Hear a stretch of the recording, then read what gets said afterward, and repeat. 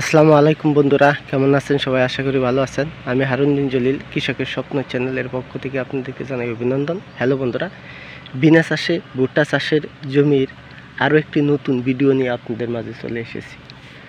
এখন স্ক্রিনে যে জমিটি দেখতে পাচ্ছেন, এটি হচ্ছে আমার বিনা চাষে ভুট্টা চাষের জমি। আর এই জমিতে বিনা চাষে ভুট্টা চাষ করার পূর্বেও ভুট্টা ছিল। সেই ভুট্টাটা আমি 60 দিন বয়সে বিক্রি করে দিয়েছিলাম। আর 60 দিন বয়সে সেই ভুট্টাটা বিক্রি করে দেওয়ার পর বিনা চাষেই এই জমিতে আমি ভুট্টা রোপণ করেছি। আর যেই জাতটা রোপণ করেছি সেটি হচ্ছে সিনজান্টা রাষ্ট্রশো 4। খুব সুন্দর একটি জাত, আর খাটো জাতের ভুট্টা। যেহেতু এখন এটা ফাল্গুন মাস চলছে, চৈত বৈশাখ মাসেই ঝড়, আর এখন থেকেই দেখা যায় যে রয়েছে। আর এখান থেকে কিছু কিছু হালকা পাতলা দেখা যায় যে বাতাস রয়েছে, সেই কারণেই এই খাটা জাতটি আমার নির্ধারণ করা। যাই হোক বন্ধুরা, বর্তমানে এই ভুট্টার বয়স হচ্ছে 45 দিন।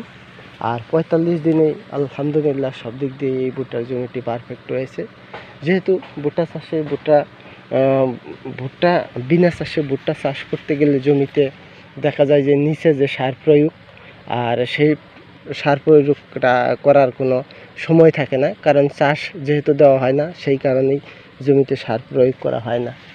আর সেই কারণেই বিনা চাষে ভুট্টা চাষের জমিতে কিছু সার প্রয়োগের তারতম্য থাকে। সেটি হচ্ছে যেই সারগুলো আমরা নিচে প্রয়োগ করে থাকি মাটির নিচে, অনুখাদ্য ছাড়া আরও লাল সার, কালো সার, এই সমস্ত সার জমি প্রস্তুতের সময় প্রয়োগ করে থাকি।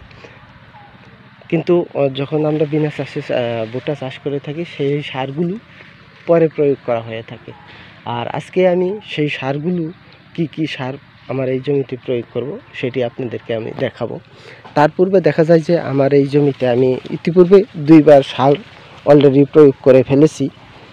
শেষ যে সারটা প্রয়োগ করেছি সেটি ছিল শুধুই ডিএপি সার, 20 কেজি সার প্রয়োগ করেছিলাম। তার পূর্বে কিছু মিশ্রণ সার প্রয়োগ করেছিলাম, সেটি হচ্ছে এই ভুট্টা যেহেতু একদমই ছোটো ছিল সেই কারণে। আর এই সিরিয়াল করতে গেলে দেখা যায় যে আমার এই ভুট্টার জমিতে শুরু থেকে শেষ পর্যন্ত, মানে পরিপক্কর আগ পর্যন্ত যেই সারগুলো আমি প্রয়োগ করব সেটার সিরিয়াল পড়বে 4টা। আর যেটা আমরা চাষ করে ভুট্টা রোপণ করে থাকি সেখানে সিরিয়াল পড়ে 3টা। একটা হচ্ছে প্রথমে হচ্ছে জমি প্রস্তুতের সময়, দ্বিতীয়টি হচ্ছে 20 থেকে 30 দিনের মধ্যে একটি সার, আর 3 নম্বর সার হচ্ছে 50 থেকে 70 দিনের মধ্যে, অর্থাৎ মোসা বের হওয়ার সময়।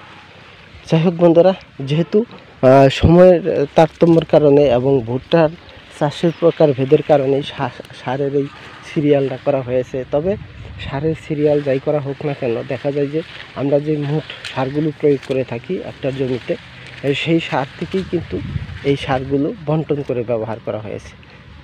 যাই হোক বন্ধুরা, এখন আমি আপনাদেরকে দেখাবো যে আমার এই জমিতে আজকে আমি কি সেই সারগুলো ব্যবহার করছি সেটা আমি আপনাদেরকে এখন দেখাচ্ছি।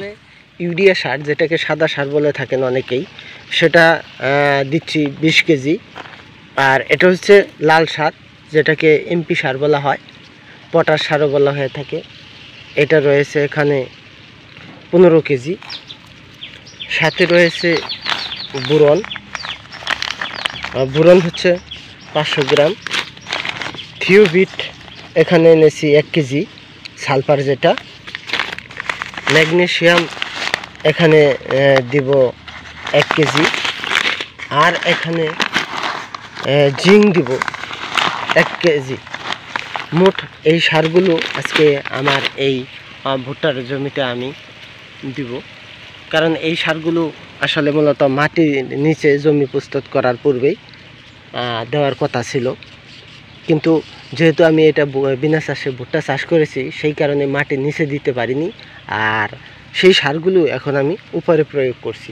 যাই হোক বন্ধুরা, আজকের ভিডিও সেভাবে দেখাতে পারছি না, কারণ যেহেতু আমার এখানে স্ট্যান্ড আনা নেই এবং কি ক্যামেরা ধরার মতো কোনো সাপোর্ট নেই, সেই কারণেই আমি সারগুলো মিশিয়ে নিচ্ছি। এবং এই জমিতে এখন যেভাবে সারগুলো প্রয়োগ করতে হবে সেটি হচ্ছে যে ভুট্টার গাছের পাতা যেহেতু একদিক থেকে আরেক দিকে এসে চেপে গেছে, সেই কারণে এই সারগুলো একটু সাবধানতার সাথেই ব্যবহার করতে হবে।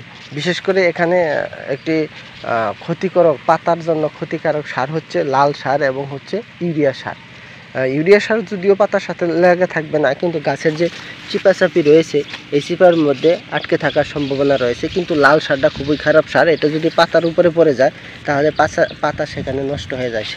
সেই কারণেই লাইনের মাঝখান দিয়েই সুন্দরভাবে সারগুলো দিতে হবে। এখানকার সার ব্যবহার করাটা একটু কষ্টসাধ্যই হবে, নিচু হয়ে শুধু লাইনের মাঝখানগুলোই সারগুলো দিয়ে দিতে হবে। যাই হোক বন্ধুরা, আজকের ভিডিও এখানেই শেষ করব, যেহেতু সার ছিটানোটা আপনাদেরকে দেখাতে পারবো না। আশা করি সবাই ভালো থাকবেন। আল্লাহ হাফেজ।